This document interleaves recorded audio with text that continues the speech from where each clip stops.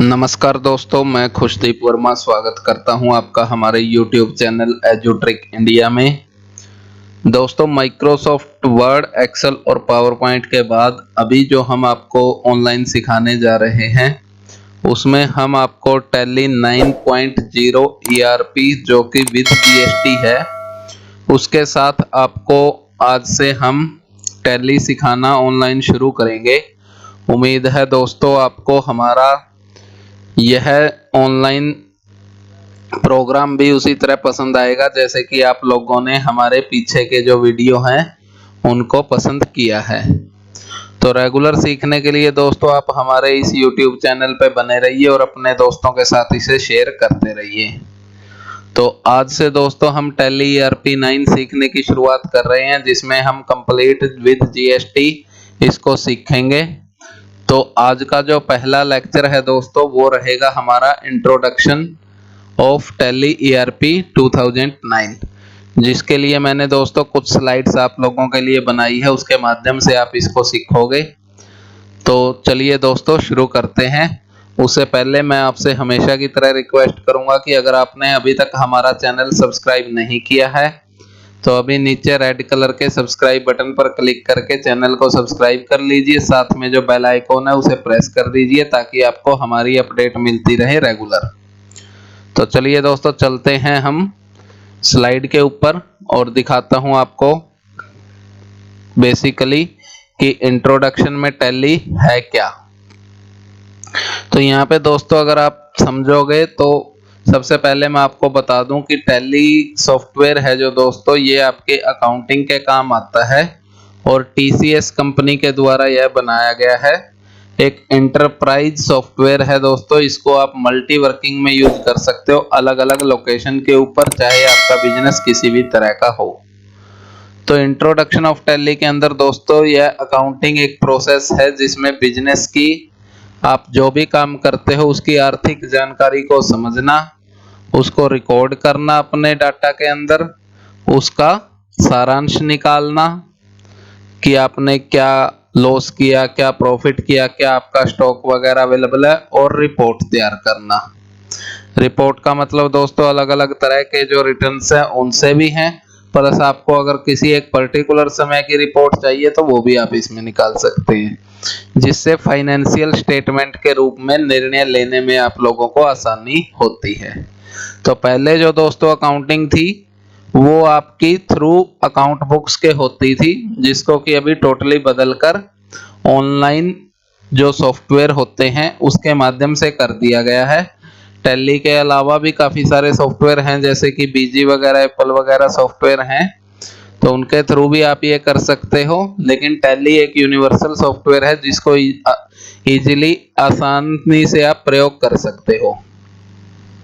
तो नेक्स्ट दोस्तों अगर इसमें देखते हैं तो टैली ERP 9 दुनिया का सबसे तेज और सबसे शक्तिशाली मल्टी लैंग्वेज बिजनेस अकाउंटिंग और इन्वेंटरी मैनेजमेंट सॉफ्टवेयर है। बिजनेस अकाउंटिंग से मतलब दोस्तों कैश से है, और अकाउंटिंग इन्वेंटरी का मतलब आपका सामान से, गुड्स से है, जिसमें कि आप स्मॉल से स्मॉल आइटम को भी इसके अंदर अकाउंटिंग के तौर पर रख सकते हो, उसका रिकॉर्ड आप यहाँ पे मेंटेन कर सकते हो। टैली ERP 9 को छोटे और मध्यम बिजनेस की जरूरतों को पूरा करने के लिए विशेष रूप से डिजाइन किया गया है। तो दोस्तों जो टैली ERP 9 सॉफ्टवेयर है इससे आप कोई भी अपने किसी भी तरह का छोटे से छोटा या मध्यम वर्गीय कोई भी बिजनेस है, क्योंकि जो बड़ी बड़ी कंपनियां होती हैं दोस्तों वो अपने सॉफ्टवेयर इंडिविजुअली प्रिपेयर करवाती हैं सॉफ्टवेयर इंजीनियर से, लेकिन एक मल्टी लैंग्वेज, बहुभाषी और मल्टी टास्किंग, बहुत सारे काम करने वाला एक मीडियम रेंज का और मीडियम बिजनेस के लिए यह एक परफेक्ट सॉफ्टवेयर है। यह पूरी तरह इंटीग्रेटेड, सस्ती और अत्यंत विश्वसनीय सॉफ्टवेयर है, और इसको खरीदना दोस्तों बहुत इजी है। ऑनलाइन आप इसको खरीद सकते हैं, इसके ट्रायल वर्जन भी आपको मिल जाते हैं जिसमें कि आप कुछ लिमिटेड फीचर के साथ इसे यूज कर सकते हो। इंस्टॉलेशन इसका बहुत इजी है दोस्तों, और उसके बाद सीखना और प्रयोग करना भी इसको बहुत इजी है। टैली ERP 9 को आपके व्यापार के सभी बिजनेस ऑपरेशन जैसे सेल, फाइनेंशियल, परचेजिंग, इन्वेंट्री, इन सभी के अंदर आप इसको यूज कर सकते हो। उसके अलावा अगर आप कोई मैन्युफैक्चरिंग यूनिट चलाते हो तो उसके लिए भी आप इसको बड़े आराम से यूज कर सकते हो और पूरा डाटा आप इसके अंदर में मैनिपुलेट करके रख सकते हो, जिससे कि आपको एक समय पर आपका किसी भी तरह का फाइनेंशियल या अकाउंटिंग स्टेटस आपको पता चले। जो टैली ERP 9 है दोस्तों, यह काफी समय से प्रचलन में है, लेकिन अभी इसके अंदर एक रिमोट एक्सेस का फीचर डाल दिया गया है, जिसके उपयोग से आप इस सॉफ्टवेयर को कहीं से भी यूज कर सकते हो। यह ऑडिट और कंप्लायंस सर्विस, इंटीग्रेटेड सपोर्ट और सिक्योरिटी मैनेजमेंट प्रदान करता है। तो यह फीचर दोस्तों जो इसके अंदर रिमोट एक्सेस का डाला गया है, इससे आप इसकी ऑडिट, इसकी सर्विसेज वगैरह, इंटीग्रेटेड सपोर्ट और जो सिक्योरिटी रिलेटेड इशू हैं उनको आप इस्तेमाल कर सकते हो। इसके शक्तिशाली फीचर्स और स्पीड और टैली ERP 9 की पावर के साथ बढ़ी हुई MIS, मल्टीलैंग्युअल और डाटा सिंक्रोनाइजेशन और रिमोट की अक्षमता आपके बिजनेस की प्रोसेस को और भी आसान कर देता है और लागत को प्रभावी ढंग से कम कर देता है। दोस्तों टैली ERP 9 के साथ जो अभी न्यू फीचर्स इसके अंदर ऐड किए गए हैं, जिसमें आपका MIS और मल्टी लैंग्वेज डाटा सिंक्रोनाइजेशन की सेटिंग्स और इसको रिमोटली ऑपरेट करने की जो एबिलिटी डाली गई है, उससे आपके बिजनेस का काफी सारा मतलब प्रोसेसिंग बहुत फास्ट हो जाती है और इसको आप अनेकों जगह से ऑपरेट करने की वजह से आप इसके अंदर अपनी लागत काफी बचा सकते हो, क्योंकि इसमें आपको अलग अलग लोकेशन के ऊपर अलग से सॉफ्टवेयर खरीदना नहीं पड़ता। इसकी दोस्तों अगर एडवांटेज की बात करें दोस्तों, तो अकाउंटिंग से हमें किसी विशेष पीरियड में प्रॉफिट या लॉस हुआ है यह समझ सकते हैं। जो अकाउंट हम सीखते हैं दोस्तों टैली के थ्रू, तो इसमें हम किसी भी एक विशेष पीरियड के अंदर किसी भी प्रॉफिट या लॉस का स्टेटस पता कर सकते हैं, बिजनेस की फाइनेंशियल पोजीशन को समझ सकते हैं, बिजनेस में कितनी संपत्ति है, कितना ऋण है, कितनी कैपिटल है, उसके बारे में हम जानकारी ले सकते हैं। इसके अलावा हम अकाउंटिंग रखने से बिजनेस के लाभ या हानि के कारणों को समझ सकते हैं और ऊपर दिए गए फायदों से हमें आसानी से यह समझ आ जाता है कि अकाउंटिंग बिजनेस की आत्मा है।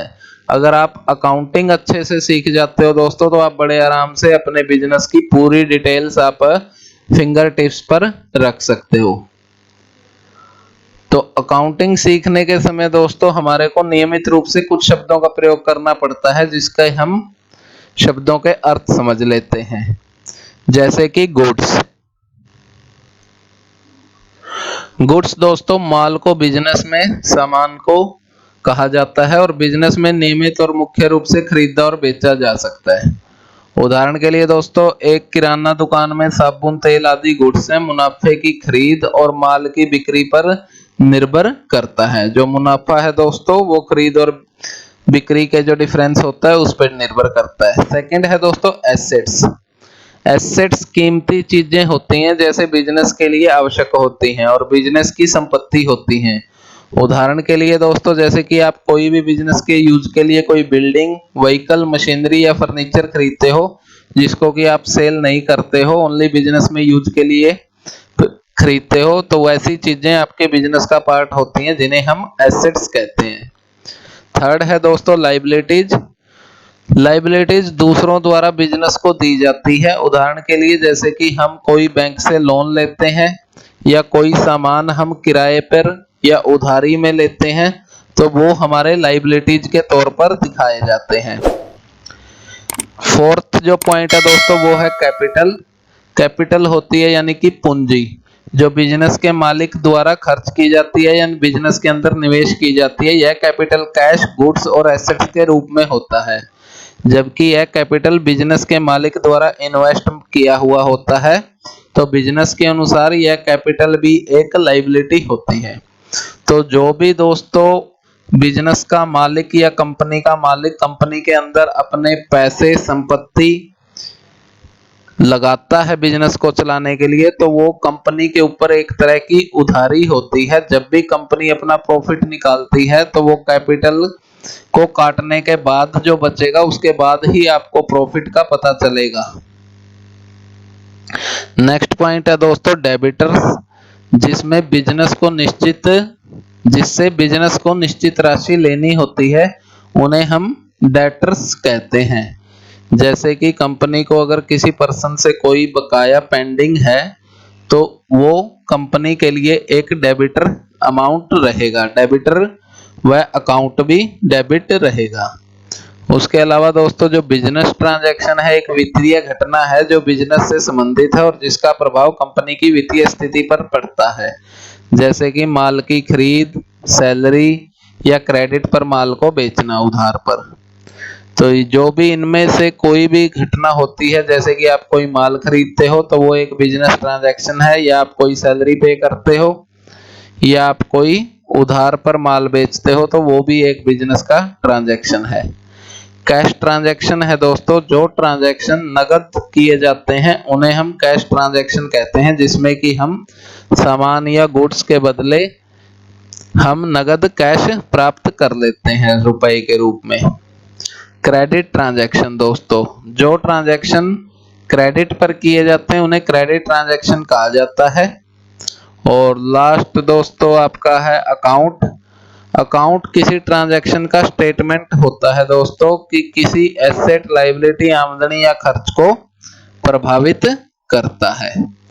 तो ये दोस्तों मिनिमम 10 तरह के मैंने अभी आप लोगों को यहाँ पे अकाउंट बताए हैं जो हम टैली के अंदर यूज करेंगे।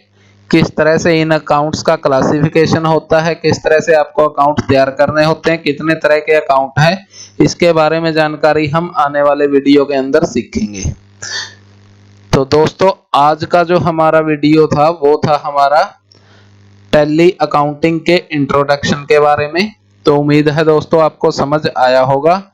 अगर इससे रिलेटेड कोई भी आपकी क्यूरी है वो आप यहाँ कमेंट बॉक्स में टाइप कर दीजिए, मैं उसका आपको रिप्लाई करूंगा।